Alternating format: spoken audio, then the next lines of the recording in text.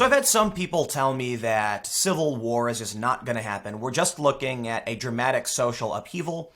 There have been periods where we've gone through this before. Someone was telling me that if you look at like the 60s, we went from, a very identitarian country with segregation and anti-miscegenation, and then within 10 years that was all changed. And so this may be something similar. It may result in just a restructuring and everything's fine. But I kind of don't think that could happen this time because of the fracturing of media and the advent of information technology and the ability of both sides to coalesce around an ideology. That may have been true, I guess, in the past, but for whatever reason, I don't know enough about the minutiae on the day-to-day that happened during the 60s to say that would happen similarly today. I think in the 60s we saw a lot of government versus protester. Today, the government is kind of less involved to an extent, and it's more about two factions that view each other as inherently evil. So take a look at this story.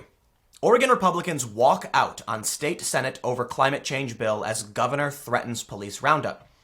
Well, they say it's a threat, but they actually, apparently, I believe the governor did order the police to go round up the Republicans.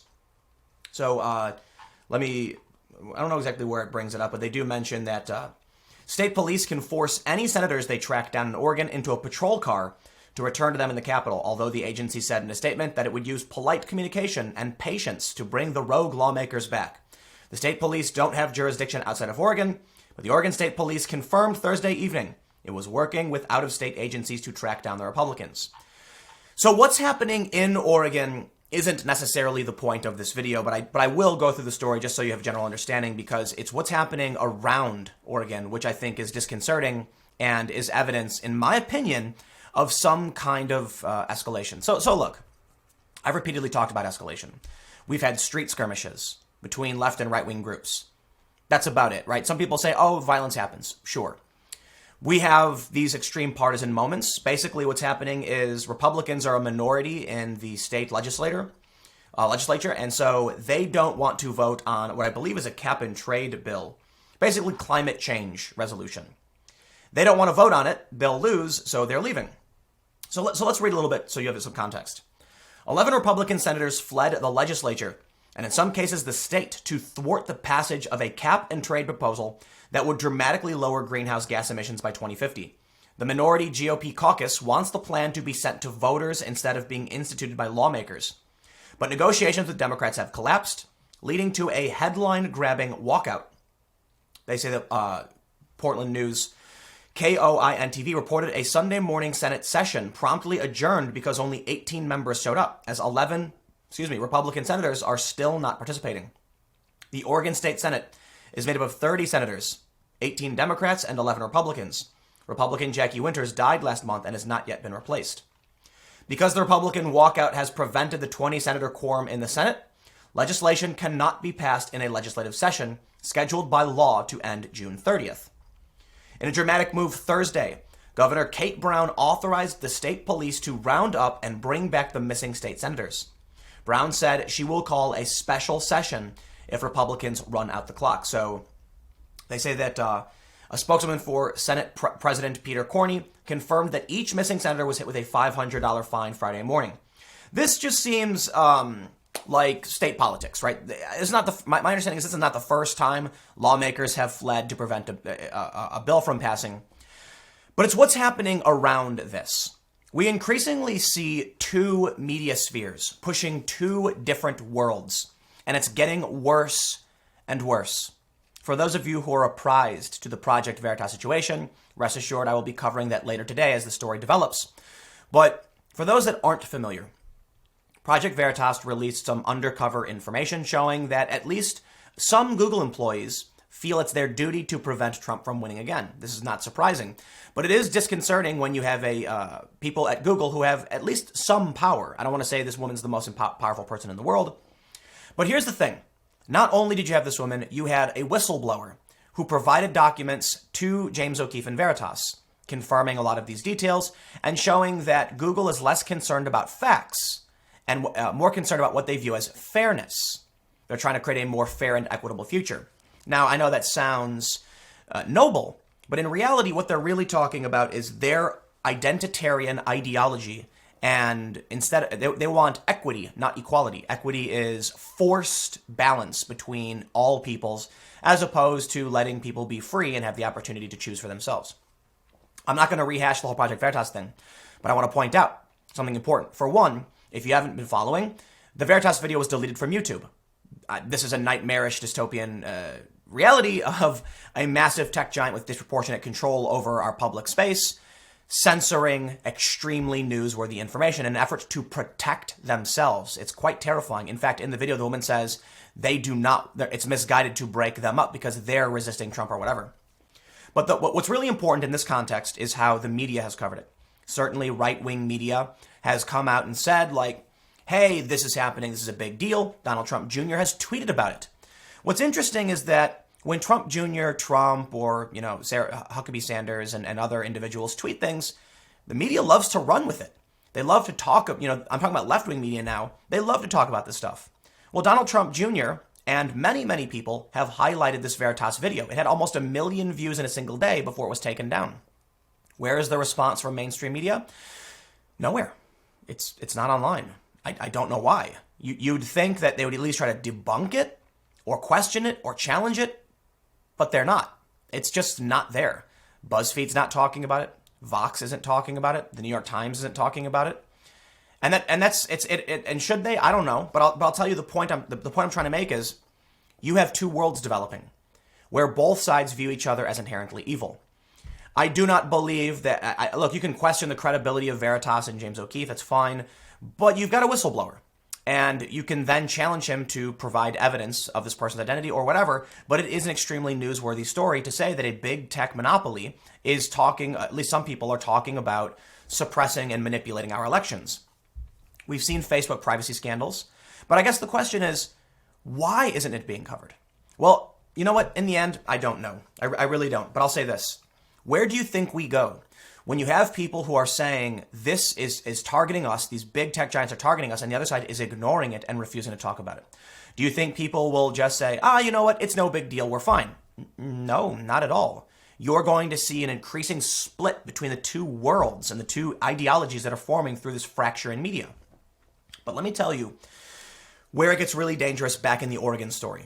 Because Media Matters for America, which is one side of this world that's being fractured in half, says, a pro-Trump subreddit is full of calls for violence in support of Oregon Republicans.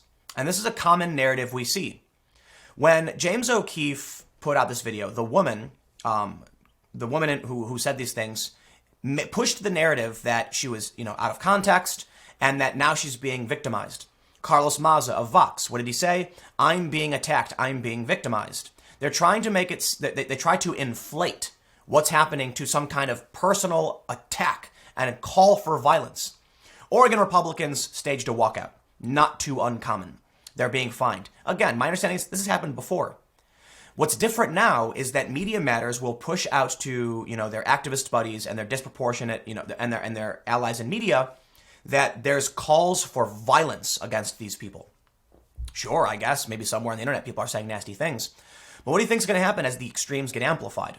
The view on the left will now be that Republicans, and I kid you not, the rhetoric is already out there, the articles are being written. I didn't want to pull them up because the language they use is rather terrifying and extreme and could probably get me in trouble. But there are left-wing articles saying that the conservatives and the Republicans are the worst of the worst, and they're trying to end the lives of certain people. And they're threatening them and trying to use force, and they're authoritarian, etc. I don't care if you agree or disagree with them. That's not the point. The point is, what do you think happens when two tribes continually call each other evil and amplify the most extreme perspective on the issue?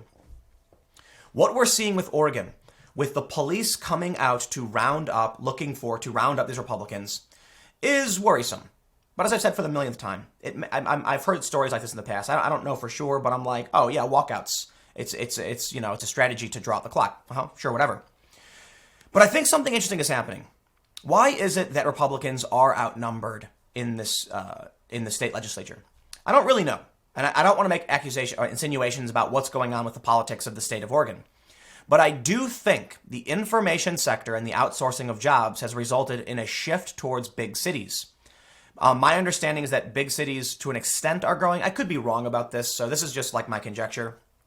But I will say, at the very least, if there are pockets of flyover states, middle America, that have lost their jobs and people are on drugs like opiates, and that is tied to unemployment, and they have less power, they have less of an ability to support politicians and fight for their needs and their rights. What we're seeing now in Oregon is interesting.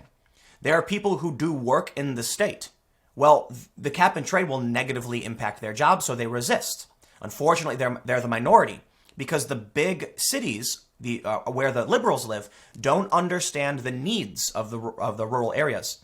I think this may be in part due to the I wanted to say decentralization of media, but I do think we're seeing a rapid centralization of media. Media companies in local jurisdictions have collapsed, and now they're increasingly being headquartered in big cities, where the opinions are going to be big city opinions. This is why you see a lot of disproportionate calls for gun control. It makes no sense if you live in a rural area to support gun control, which is why Maine, for instance, my understanding is that in Maine, which I'm pretty sure is a blue state or it's split, you can conceal carry without a permit. And then you have Vermont, which is fairly pro-gun. And you have Bernie Sanders, who is like a moderate on the issue of gun rights. And it's because it doesn't matter if you're left or right. It matters if you live in a city or not, and that's where your politics will fall. But as media is increasingly being centralized in big cities, you are going to see a disproportionate view of the world. And without local journalism and local resources to push back and support politics that would support people in rural areas, they're going to increasingly be subjugated by big cities. Now you've got people calling for an end to the Electoral College.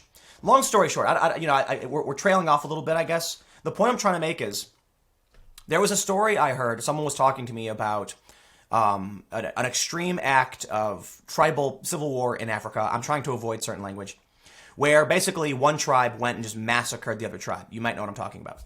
And the problem was that both tribes viewed each other as inherently evil and irredeemable. There was no choice. The purge had to happen. Look at what happened the other day with Revelry. For those that aren't familiar, this is a knitting social media site. They banned all support for Donald Trump, and they claimed that this support was tantamount to white supremacy, literally calling it overt. It's quite literally not. It's actually kind of the opposite, I guess. But this is what's happening. Definitions are being pushed to the most extremes possible. I believe social media is the cause for it. But the main point that can be seen here that really needs to be driven home is that you've got people who are holding up signs and protesting. And then you have Media Matters putting out the statement saying there's calls for violence in support of these people. They're trying to make them look like villains. This isn't the only thing I've seen, but it's the only thing I don't want to highlight these other articles because they're actually much more worrying. Referring to conservatives as violent extremists, I guess. So that's the view. The tribes view each other as inherently evil. Unfortunately for us that are kind of in the middle and moderate and free thinking or whatever, the mainstream is being dominated by extremes. And passive and your regular old liberal, the people who voted for Obama, not all, the ones like the liberals who did, not the moderates or the independents, they're not playing anymore. They've walked away. And so now it's just the crazies that are taking over.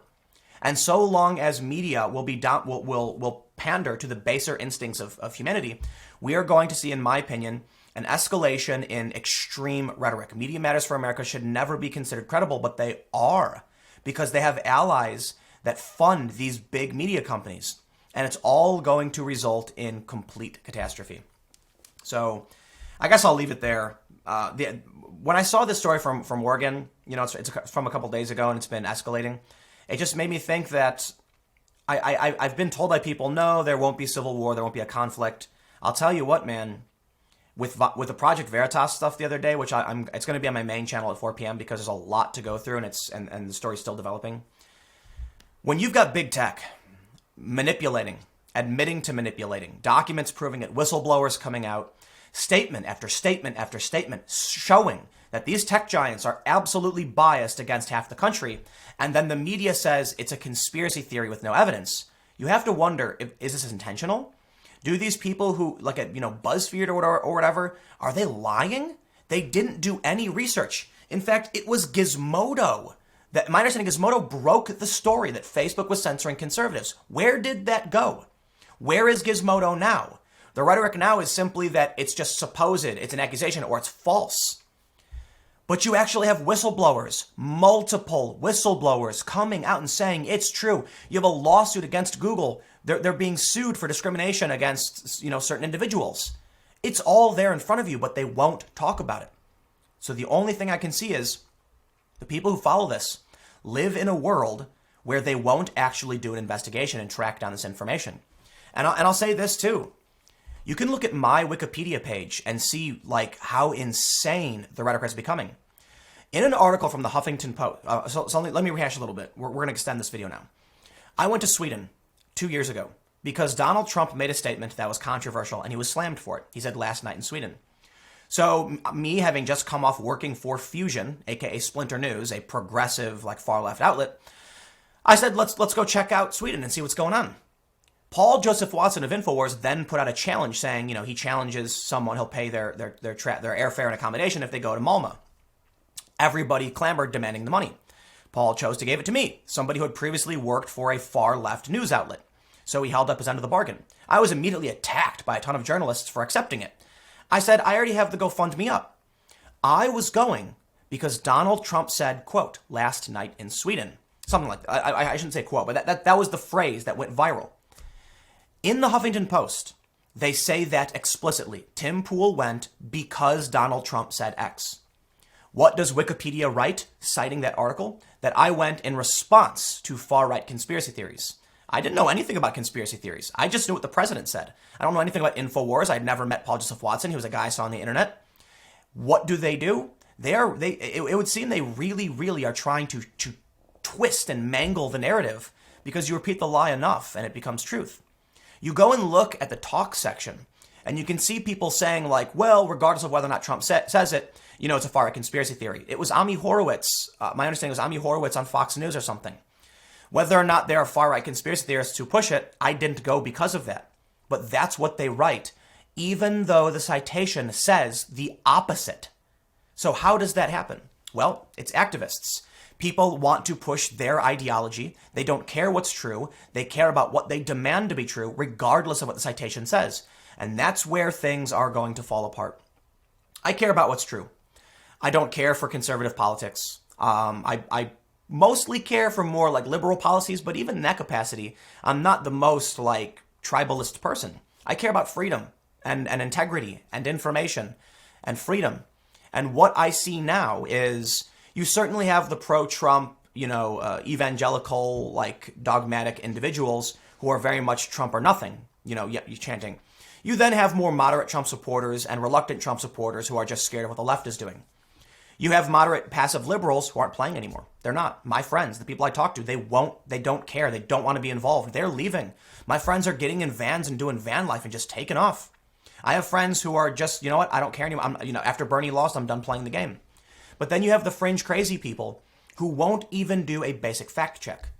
They write stories for the front page of the New York Times, overt lies, and they don't do a basic fact check, or they don't care. They really don't care. The ends justify the means, and by any means necessary. And the by any means necessary phrase is what I think should be worrying to anybody.